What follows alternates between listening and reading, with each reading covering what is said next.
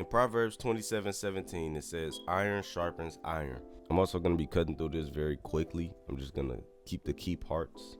We go get our variables. We don't even need our player. We just want to detect when we press a button. We want to use input ended because I like detecting when the player stops pressing the button, not when he first presses it. If the player's typing, then return in, because that's what that second parameter is. First parameter is our input, so we want to check if the player is, we want to check if they're pressing mouse button 1. We want to make our hitbox from the server, so we need a remote event. We're going to name it punch event. Got to go and replicate its storage. Now we just locate that. First we go get, now when we press the button, we fire the server, but we want a cooldown when we press this button. If the cooldown's active, return in. Now I'm making a punch system, not a combo system. Now we want to get our server script. We want to copy all our values except for UIS. That don't work on server. Alright, I just want to detect when the button's clicked, and I want to fire the server so we can get it over here. Now we want to get our character and our humanoid, but if our humanoid not there, don't run the rest of the script.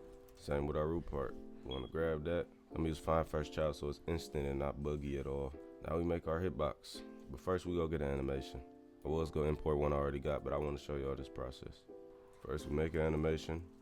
Then we attach an animation ID to the animation. We also need our animator to play our animation. Alright, all we doing, we detecting if any button is pressed. If we're typing, then stop it. We're detecting if the player presses mouse button 1. Then if the cooldown is on, stop running. Fire server, grab server, locate our character and animator. Now we're about to get our specific animation by putting animator, load animation. That's our punch anim. And then publish. We copy that ID, we put it here. Now it knows that this animation is the one we made, and this simply loads that animation because you can't play it from here. Then you can put anim play. Now let me show you something. In our punch right here, 0.37 seconds before the punch is actually thrown. So what we want to do is wait 0.37 seconds. We have character set attribute and we have get attribute. And let's set it as a variable. Now I can say if stunned, then return in. If you want to be specific, if stunned equals true. So what attribute am I going to set? It's going to be attacking. Put a comma, true. First parameter, the name of it. Second parameter, the value. His punch is going to end at 0.57 seconds. So task.wait 0.57 minus 0.37. False. Now we just simply make our hitbox and weld the hitbox. Create a part. We're going to name it hitbox for simplicity. You made a part. Now the hitbox needs a parent. We're going to create a folder. I like to call it spawns, and I do spawn VFX, and then I also do another one in spawn VFX, and I call it hitboxes. To duplicate things is Windows button plus D. Now we're going to save that as a variable so we ain't got to type it out. Now the parent of this is going to go to spawn hitboxes. Now our hitbox is made. It's not in front of us. If we make it, we'll probably, let's do the size. Hitbox.size 565. I'm going to set a value called offset. This is simply going to be how far in front of the player is the hitbox. When you put negative, it goes in front of him. And let's actually delete it. Game.debris, add item, hitbox, however long you want, 0 seconds, because it's already waiting. Alright, our hitbox is spawning. It spawns and it falls. It doesn't go in front of us. We haven't set its C frame, but we're not going to. We're actually going to weld it. And then from the weld, you can change the position.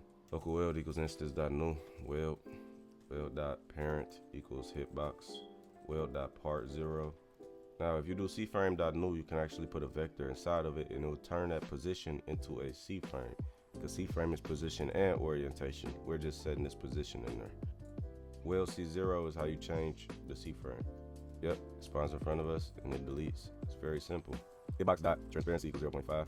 Hitbox.color, want to make it red. Color 3, F from 3, RGB. And you might have realized, like I just realized, our animation ain't playing. Let's just check and see.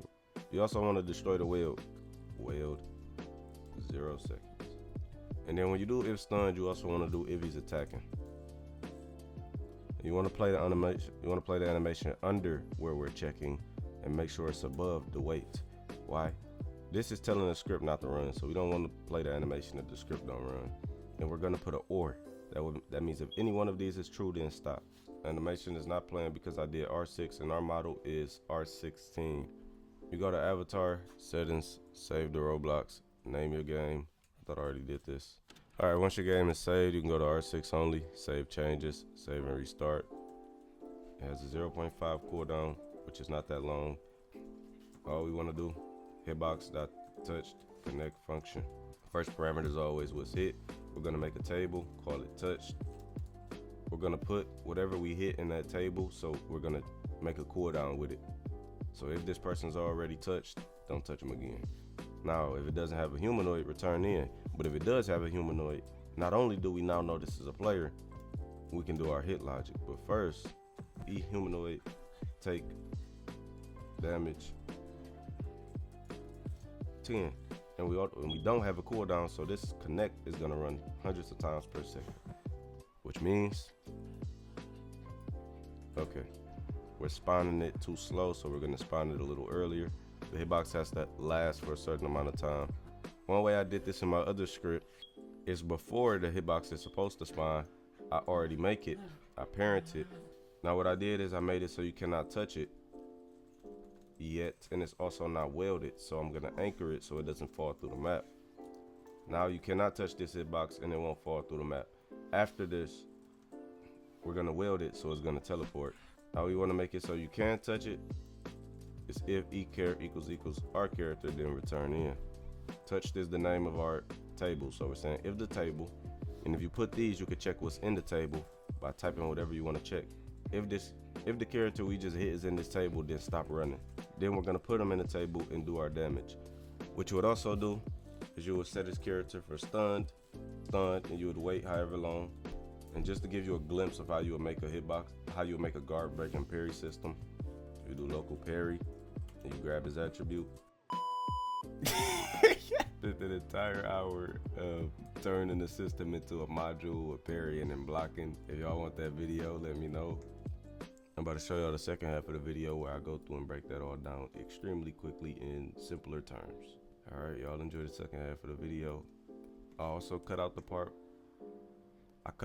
where I created the animation, but if y'all want that video, it's probably about a minute long, let me know. We detected the player's punching. If he is, fire the server. We also have a cooldown. We get the server, we get our character, we check if he's stunned or attacking. If he's not stunned or attacking already, we make it so he's attacking, he's punching, slow him down, spawn hitbox, wait, well, customize hitbox, wheel hitbox, move hitbox, check if hitbox touched, get enemy character, make sure enemy character is not us, check if enemy character's already been hit by this punch. If not, make it so he's hit by the punch and hit him. Wait the rest of the punching time. When the punch is over, we can walk fast again, delete hitbox, delete wheel, we're not attacking, set it false. I'll give you a really speed through of module, right? A module is something that you can call from this script over here.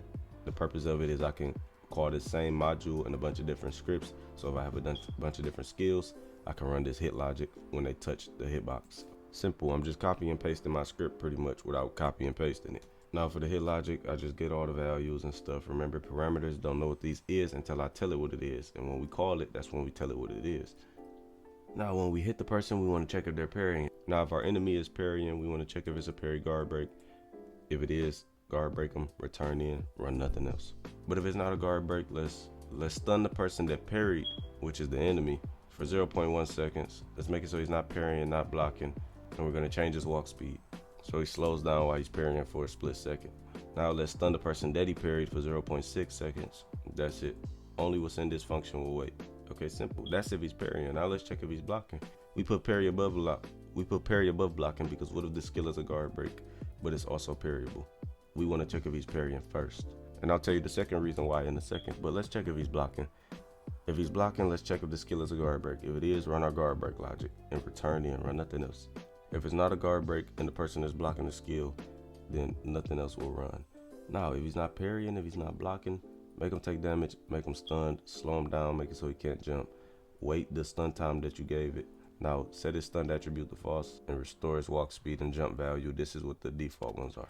Remember I told you if he's blocking, run no more of the script. That's why blocking also has to be under parrying, because if he's blocking, it won't run the part that checks if he's parrying. So we want to check if he's parrying first. And that's it. Our guard break logic is just another form of stun logic, where we stun the dude for 2.5 seconds, make him take damage, play his guard break animation, make it so he can't rotate while he's stunned, make it so he can rotate after he's not stunned. For some reason, when I just do guard break animation stop, or any animation, it doesn't stop it. So I put play, then I stop it. I play it again and stop it super fast. And then we reset all of his values. In this, you'll get this in the in-depth part.